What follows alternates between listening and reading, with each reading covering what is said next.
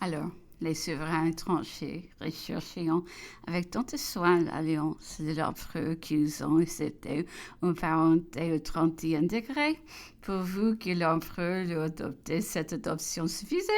La cour de Württemberg fit quelques avances afin d'obtenir pour le prince royal la main de mademoiselle Stéphanie Taché, Lucie de ma mère, mais l'empereur la refusa, mécontentant de cette jeune personne pendant son séjour près de ma mère. Elle s'était montée la tête pour le général. Euh, Ce mariage ne pouvait convenir sous qu'un rapport. Ma mère en était outrée. Elle lui répétait sans cesse comment choisir un homme sans éducation, sans autre distinction que celle d'un bon soldat.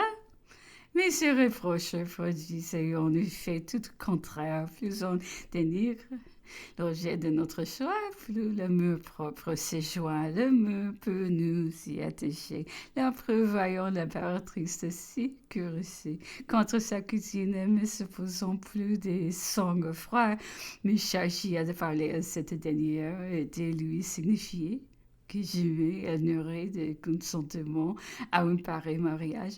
J'ai cru que pour réussir, il fallait surtout attaquer son cœur. Après lui avoir montré le refus invincible de l'empereur et de l'impératrice, je lui représenté que son obstination allait faire le malheur de celui qu'elle aimait en causant sa disgrâce. Qu'elle aurait à se le reprocher et qui n'existerait plus de bonheur pour elle. J'ajoutai quelques louanges du général R. Elle s'étendrit. Je vais réussir. Elle renonça à cette union, retourna chez Madame Capin. Une année après, elle épousa le duc d'Arenberg. Le mariage de Stéphanie de Beauharnais se fit avec toute la pompe royale. Le cardinal Capara, nonce du pape, lui donna la bénédiction du toit et il y eut de fort belles cérémonies. À une balle de queue, nous fîmes une graterie. Caroline et moi, je dansais avec le prince royal de Bavière, venu depuis quelque temps à Paris. Il était peu agréable, presque sourd et pingué, marqué de petites verroles, mais spirituel. Mais s'il était beau-frère du chêne, c'était un grand titre près de moi. Aussi, je m'occupais de lui avec le plus vif intérêt. Je lui prêtais mes diamants. Je l'ai rangé moi-même sur son chapeau. J'ai mis le plus grand soin à ce qui parvient.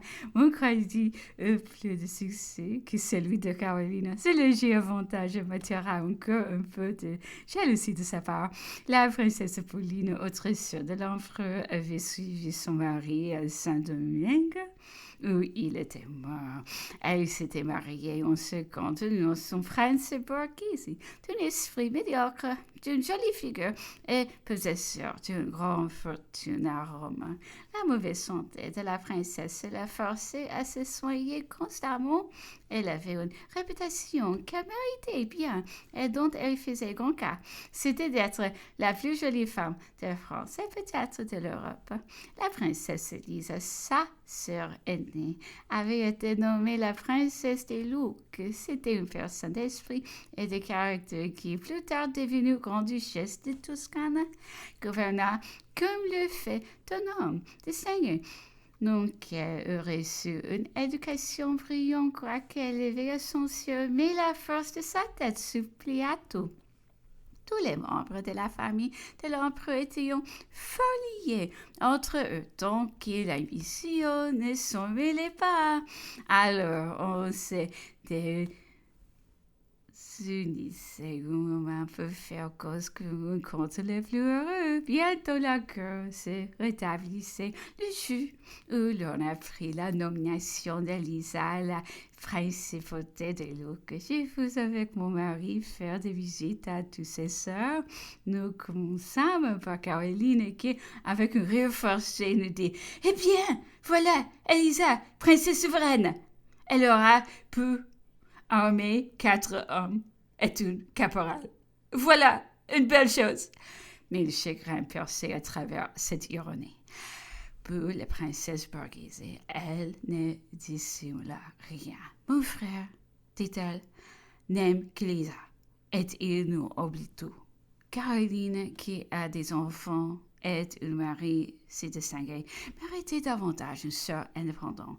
Quant à moi, je ne demande rien. Je suis malade, mais c'est une injustice envers Caroline. Je le voyais si animé que pour la calmer, je lui dis, ma sœur, l'empereur vous aime toutes également. Elisa est l'aînée. Il commence par elle. Ensuite, il s'occupera sans doute de Caroline et de vous. Il ne saurait tout faire en même temps. Je croyais cette raison la plus propre à la tranquilliser. Mon mari l'avouait même, mais elle s'écria avec violence. Il vous y êtes bien de parler, madame. Vous qui obtenez tout ce que vous voulez. Je demeurai stupéfaite. Elle ignorait combien j'étais loin d'avoir ce que je désirais. Il est vrai que ce n'était pas des principautés. Je l'ai quitté sans ajouter un mot. Mon mari l'embrassa en disant, Pauline, tu es malade. Elle nous partit. De toutes les sœurs de l'empereur, Caroline est restée quelque temps à Saint-Germain, était la seule avec laquelle je fusillais, sans compter cependant beaucoup sur son amitié. Les petits désagréments que j'ai sués toujours de cette famille me prouvaient que je n'en étais pas aimée. Mon frère et ma mère ne l'étaient pas plus que moi. Je m'en consolais n'ayant aucun reproche à me faire. L'empereur a passé quelques jours grignon, belle terre que le maréchal Bessire avait acheté à M. Agouet. Je reviens avec plaisir les lieux où s'étaient écoulés quelques heures de ma jeunesse. Là, près de Grand Étang, j'ai retrouvé une ailée qui avait reçu mon nom. Ici, près d'une rivière, un hameçon était entré dans les toits épêchant et au milieu de mes compagnes en pleurs. Je vais montrer tout mon courage en l'arrachant sans s'attendre les chirurgiens. Tous ces souvenirs me rendiront un peu de gaieté. Mon mari n'avait osé refuser pour nous deux l'invitation de l'empereur. Je m'y étais rendue avec la princesse de Bade, son mari, le prince de Bavière. L'empereur chassait toute la journée et se couchait de bonne heure.